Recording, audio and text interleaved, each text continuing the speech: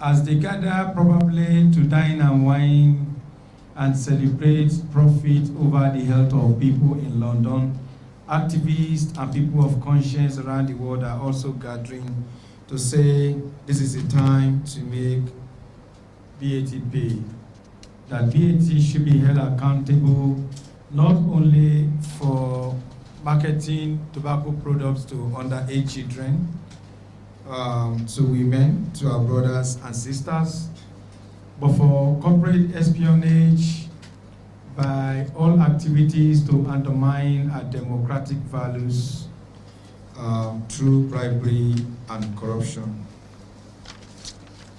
You have watched that documentary that catalogued a few of BAT infractions on the continent.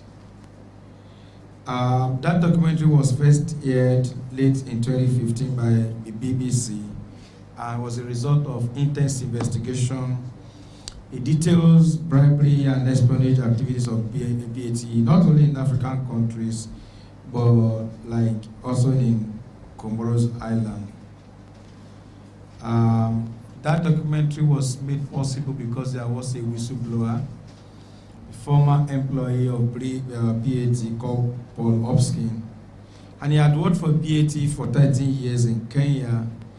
And as you've seen, he described how BAT funded illegal corporate espionage. He shared documents about illegal payments running to thousands and thousands of dollars, tickets, business class tickets for government officials. An FCT representative, and these were people that represented government to negotiate the FCTC in Geneva. And another representative from Comoro received 3,000, and another one from Rwanda received 20,000. In return for such illegal payments, a Burundian senior civil servant, had to secretly release that country's draft tobacco control bill. During the hearing of this documentary, which was broadcast last year, it was also shared for commentaries for the media, and also it took that.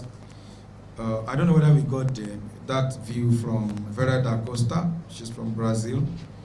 We negotiated together, who is in TFI in WHO.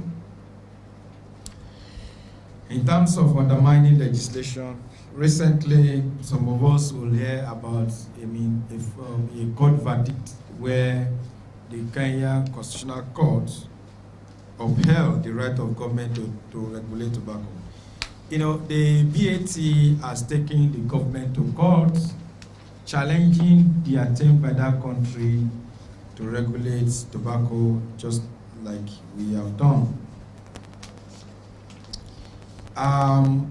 Before that judgment, BAT in Kenya had engaged in a lot of blackmails, gerrymandering, and some other unconstitutional means to ensure that the Kenya government capitulates and does not enforce their own tobacco control bill. In doing that, so many things happen, like, basic reports of consultation suddenly will find itself in the boardroom of BAT.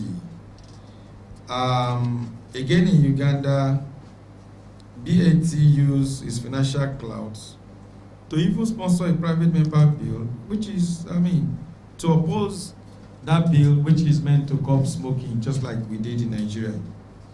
And documents have shown clearly that these activities happened. In a letter to Barry Monsi,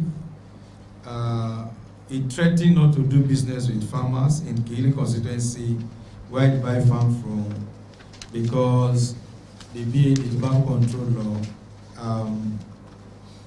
will raise taxes. And let me tell you that, though we're still coming back home, some of these things that we are seeing here, why probably a documentary like this has not emerged in Nigeria, is because the processes of gathering hard evidences are on. But I can assure you that we have reasonable suspicion to confirm also that all these underhand practices have also been going on in Nigeria.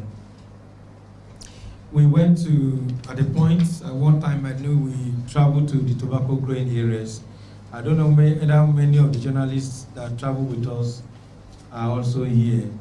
And I can remember that one of the things that the tobacco farmers told us was that they were not supposed to talk to strangers because they were working on the tobacco control law that will kick them out of business.